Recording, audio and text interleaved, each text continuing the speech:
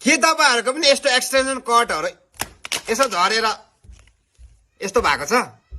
गल्तीले कोही बेला टेबलहरूतिरदेखि झरेर फुट्छ नि त है। यस्तो भएपछि तपाईँहरू के गर्नुहुन्छ? फ्याँक्नुहुन्छ होला, होइन भने नयाँ किन्नुहुन्छ होला है। मात्र यो फुटेको मात्रै हो नि, होइन? किन नयाँ किनेर पैसा खेर फाल्नु है? यसलाई किन्नु पनि त 300-400 पर्छ, होइन?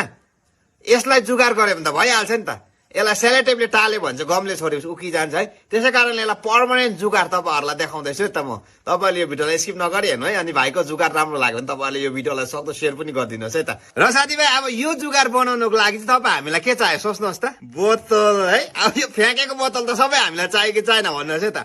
अब यसले पनि कति काम दिन्छ है। अब यसलाई चाहिँ तपाईँ हामीले कस्तो प्रकारले काट्नुपर्ने हुन्छ है, टक्कैसँगले प्रकारले काटेर चाहिँ अब यो यस्तो छ नि, अब यो यस्तो छ नि, अब यसलाई मजाले मिलाउँ है त यसरी है। अनि हामीले यसलाई यहाँ लगाइदिनु पर्ने हुन्छ यस्तो प्रकारले। दिएको चाहिँ राम्रोसँग हेर्नुहोस् टाइटसँगले। यहाँ पनि लगाए, टाइट भएको छैन, यहाँ पनि लगाइराखेको छु है। अनि यहाँ पनि अब यति गरिसकेपछि हामीलाई के चाहियो यसमा है, यसलाई अझै टाइट गराउनुको लागि आगो चाहियो नि त है।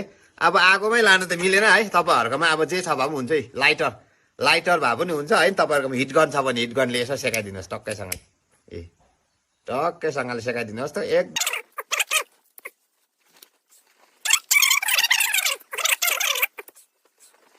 साथीभाइ अब हेर्नुहोस् त यस्तो मजबुत भयो। अब झर्दा पनि फुट्दैन है।